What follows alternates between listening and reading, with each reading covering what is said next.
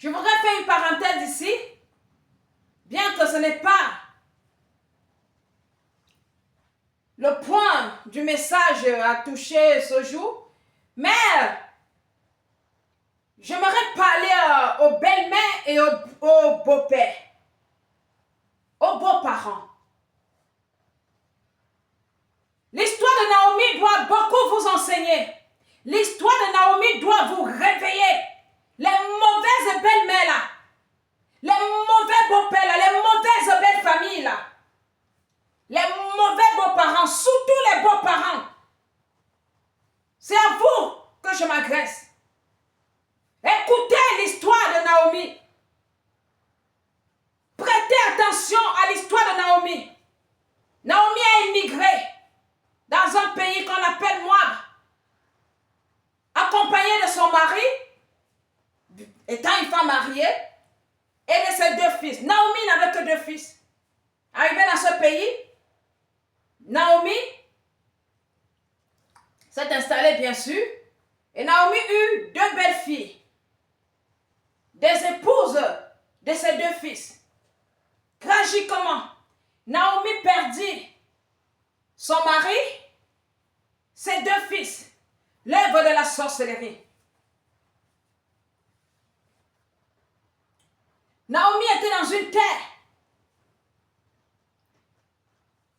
qui ne l'a pas été favorable.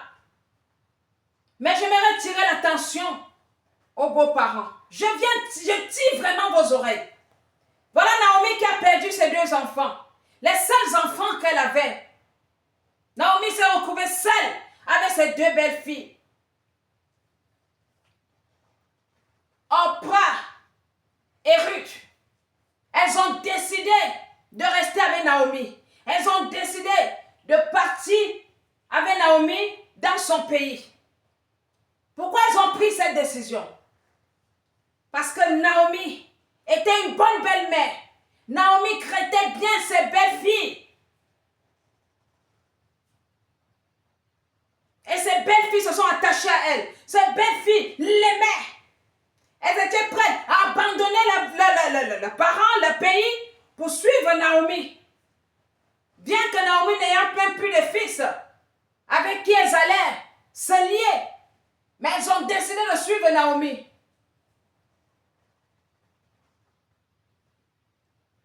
Ruth a insisté et finalement, elle est partie avec Naomi. Vous pensez vraiment que si Naomi était une mauvaise belle-mère, Ruth allait insister, même Oprah, bien qu'elle désista, de rester avec Naomi? Faites attention.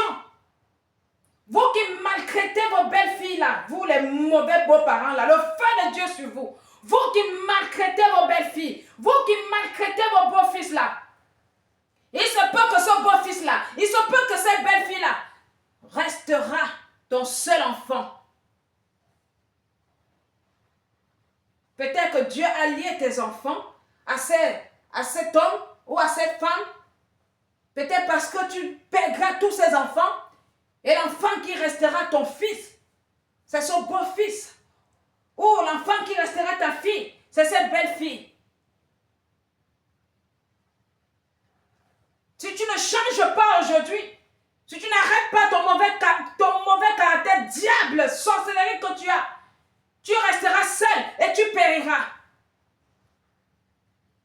La belle fille de Naomi lui a donné un fils. Et Naomi fut nourrie de cet enfant. Complice à sa belle-fille. Faites attention. Vous ne savez pas ce que l'avenir vous réserve. Toi qui dis, et je m'adresse aussi à ces hommes et à ces femmes qui insultent des femmes qui n'ont pas enfanté, comme si elles étaient Dieu, ou si ces hommes étaient Dieu. Dieu dit, le fruit des entrailles est une récompense. Donc c'est Dieu qui récompense. C'est Dieu qui décide de récompenser qui il veut. Toi qui te permets d'insulter une femme qui n'a pas enfanté. Toi qui te permets d'insulter un homme qui n'a pas enfanté. Voilà Naomi qui a enfanté, qui a perdu tous ses enfants. Faites attention aux paroles qui sortent de vos bouches. La femme qui n'a pas enfanté, l'homme qui n'a pas d'enfant, lui ne connaît pas la douleur.